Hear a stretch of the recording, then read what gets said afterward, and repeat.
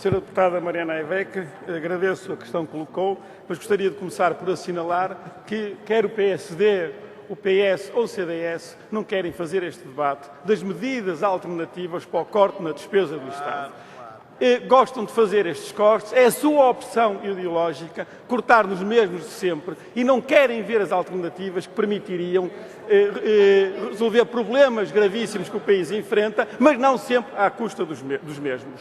Pergunta à Sra. Deputada a quem é que serve, obviamente, esta política. Aos banqueiros, aos grandes grupos financeiros, aos grandes grupos económicos, aos acionistas destes grupos económicos, aos especuladores financeiros, aos agiotas que especularam contra a dívida pública e esses sim, por via desta política, tenham garantido o pagamento dos juros por a especulação financeira que fizeram contra Portugal. Obviamente que são esses que devem pagar a crise. Um conjunto de medidas que temos proposto no sentido de pôr esses que são responsáveis pela situação que o país vive atualmente a pagar a crise e a permitir que Portugal possa enveredar pelo caminho do desenvolvimento económico. A Sra. Deputada fala da recessão e, obviamente, temos que analisar quais são as consequências desta política para a recessão. No último trimestre, no primeiro trimestre, tivemos uma recessão de 3,9%. Se analisarmos os anos 2011, 2012 e virmos aí os padrões de evolução da recessão, podemos já antecipar que este ano a recessão será provavelmente muito superior àquela que era prevista pelo Governo. Inicialmente propunha 1%, depois reviu, já o Orçamento de Estado estava em vigor, passado 2 meses, para 2,3% e, na realidade, estes números mostram que provavelmente a recessão será bem maior este ano. E é natural que isso aconteça, porque no memorando da Troika, que foi negociado pelo PS, PSD e CDS, já lá se admitia explicitamente que as medidas previstas nesse memorando eram medidas recessivas e nos quadros macroeconómicos desse memorando da Troika apareciam lá os valores da recessão. Vêm agora estes partidos falar de necessário reformar o Estado, mas promovendo o crescimento. Com esta política não se pode promover o crescimento. Não se pode promover o crescimento. Estas políticas que estão a ser adotadas no âmbito do memorando da Troika, no Pacto de Agressão, promovem a recessão. Enquanto não se rejeitar o Pacto de Agressão, não haverá crescimento.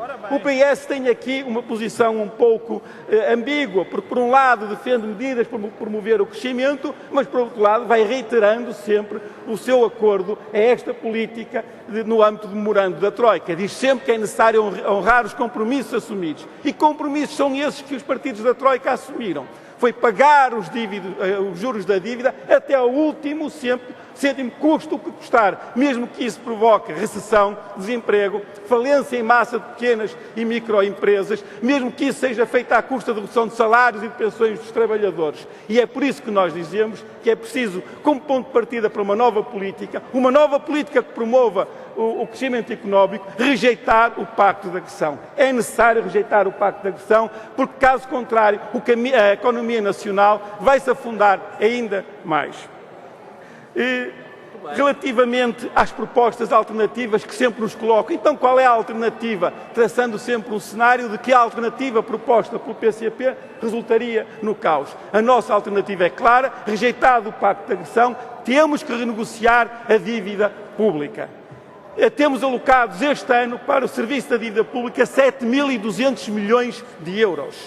O que nós propomos é a negociação desta dívida nos prazos, juros e montantes, precedida por uma auditoria que identifica parte ilegítima da dívida que não deve ser paga porque resulta de processos especulativos e de agiotagem, e depois indexar o serviço da dívida a uma percentagem das exportações. Dessa forma seria possível canalizar para investimento público na produção nacional, da dinamização da economia, uma parte significativa destes 7.200 milhões que atualmente são alocados para o serviço da dívida. É este o caminho que nós defendemos, é este o único caminho que poderá tirar Portugal do buraco em que se encontra, é o único caminho que permitirá aos portugueses ter esperança numa vida melhor. Muito obrigado, Sr.